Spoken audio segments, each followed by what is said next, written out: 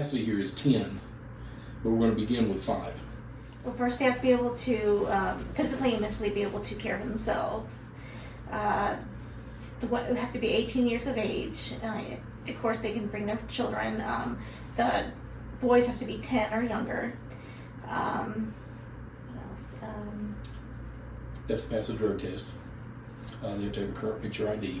Well, a big part of the program is seeking employment. We assist them with that. One thing I'm excited about is that it's not a one-size-fits-all kind of program. They don't kick you out after 60 days or anything like that. It's if you follow the rules and follow the program, then they'll help you. And a big part of it is finding employment. I think if it's difficulty finding a job, then you can be employed at the thrift store briefly. Yes. And then we have the senior program. Yeah. Well, the programs are this. There's a transient program, and that's somebody who is just passing through, and they need a place to stay. We give them a week, and then they move on. They still have to meet all the criteria. Then we have the work program. That's work-able individuals, and once they come in, they have to begin seeking gainful employment. Okay, once they find gainful employment, then they stay for a set period of time, depending on their needs, and they save 75% of every penny they make in our rehab account. So when they go out the door, they have money to pay their deposits and get back on their feet. Then we have the special needs program, and that's for in the case with the Women and Children Shelter, that's for individuals who are disabled or pregnant women. Those who are on the special needs do not have to be seeking employment.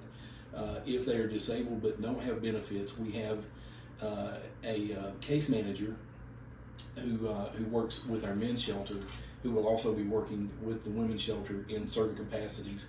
And one of those is the SOARS process, which helps individuals who are disabled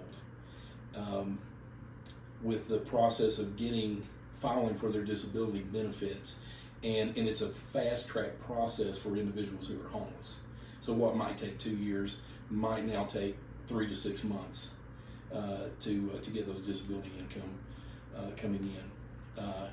And then we have what is called a First Step program, and that's for individuals who come into either of our shelters who have a break in work history. And the break in work history is this: either they've been imprisoned, or they have had an addiction, and they've gone through recovery, and they've been out of the workforce for a good period of time. And in a lot of those cases, employers have a hard time hiring those individuals. They have a hard time finding employment. So with the First Step, they can come and work in the warehouse at our store, and we pay them minimum wage for 20 hours a week, and the other hours they're spending time looking for employment. But while they're working for us, they're also setting themselves up for us to be able to recommend them to an employer, to say they've been here, done what, they were a good employee, and we give them a recommendation to employers in the community. And so I'm with the ladies in the evening, and I just make sure to do the chores and stuff like that. And it's amazing because I've actually been in their shoes before. You know, I went through not having work history for a while. I went through being homeless and addiction, and so I'll be able to relate with them. You know what I mean, and share my testimony. I think another thing that makes Hope Haven unique is that we don't charge any weekly fees, monthly fees. It is completely free. And I think that is unique and much needed.